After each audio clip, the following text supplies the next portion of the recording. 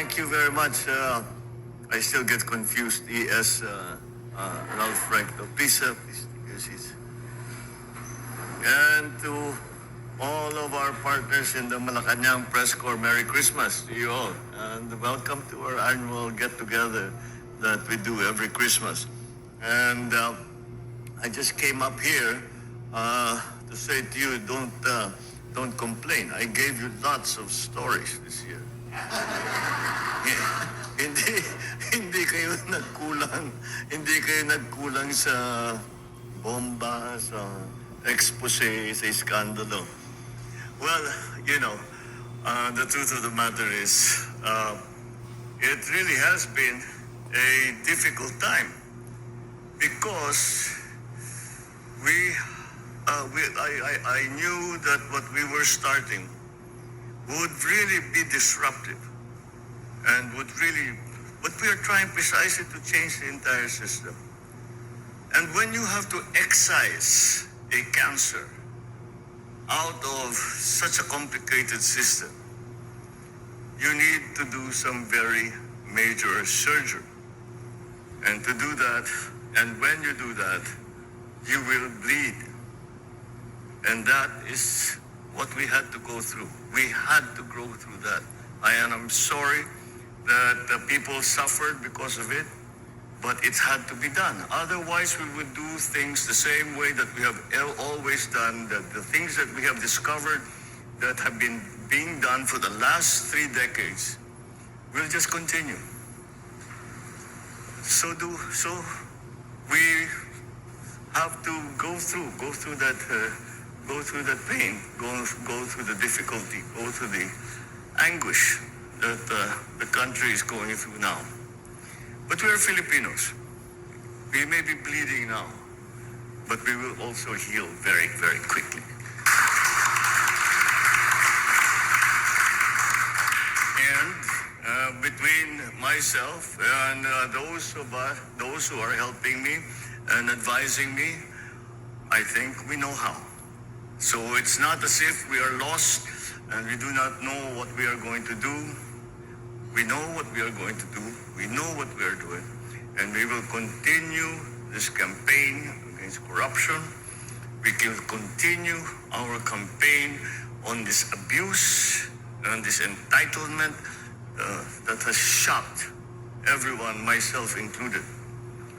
So I hope that once we go through this, and I know that it will be that. Once we go through this, that we will be able to look back on this and say, okay, mahirap yung nangyari, pero kailangan nang gawin at worth it yung parusa na pinagdaanan, yung pagdusa ng pinagdaanan natin para sa naging resulta. That is what we are hoping for. There's very little time to do it in, but I really think, if we work 24/7 like we always have, I think we can do it. So I thank all the members of the press corps, Malacanang Press Corps, because you have been there with us all the way. And this is not an easy thing to explain to the average citizen, because they're not concerned about structural change and ideological ideas. They're just concerned with their everyday lives. But you have been there to help us, to explain and to make people understand what we are trying to do. We need to continue to do that because we owe it to everyone. Yan ang trabaho natin. Hindi naman natin, basta huwag na kayong maingay. Basta tama itong ginagawa namin. Hindi pwede yun. Kaya kailangan namin kayo na sinasabi niyo hindi, ganito ang nangyayari, ginagawa nila ito dahil sa ganito. And syempre, there will be people who do not agree, but that's the nature of politics.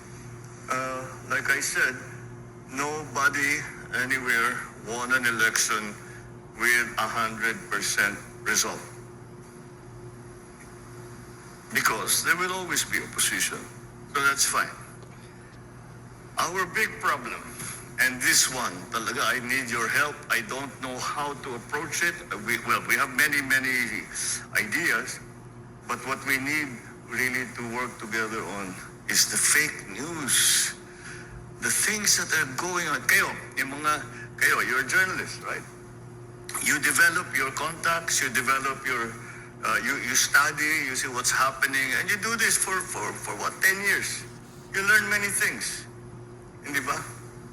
And so, kung ano yung sinusulat nyo, kung ano yung pinapalabas ninyo, comes from that experience, from that knowledge, hopefully it comes from that wisdom that you have already acquired over that long period of hard work. But now, suddenly, it is your writings, your opinions are equal in importance and credibility to these crazy conspiracy theories that have no basis in fact. And that's why we really have to work on this very, very hard, because it has taken too much of the space. Fake news has taken too much of the space. In the beginning, we thought it was funny, it was entertaining, but now it's become damaging. And that is something that we have to be concerned about. And that's why I'm saying we need your help. The government needs the help of all the media to try and explain to people that you have to be more discerning about what you read and what you believe and what you take on. And that is a challenge, I think, for us in the future. And it's not an easy one.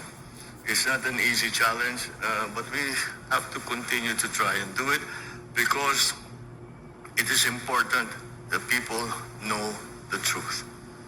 The people know what is happening truly.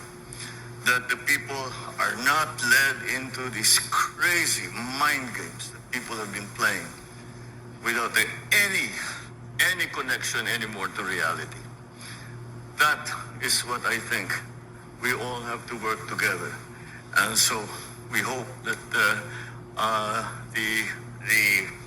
the cooperation that we have established, the partnership that we have established, the goodwill that we all have earned with each other, I hope that can be applied to this problem that we face, and thereby giving us a much better, much more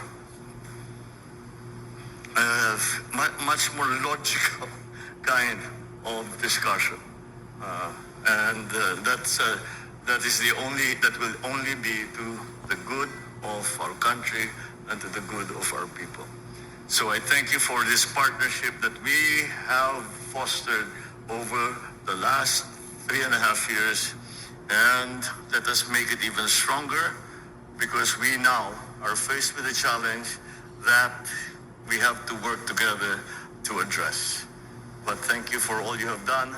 Thank you for all your efforts, and I know we work you all very hard, but I know that it's also worth it.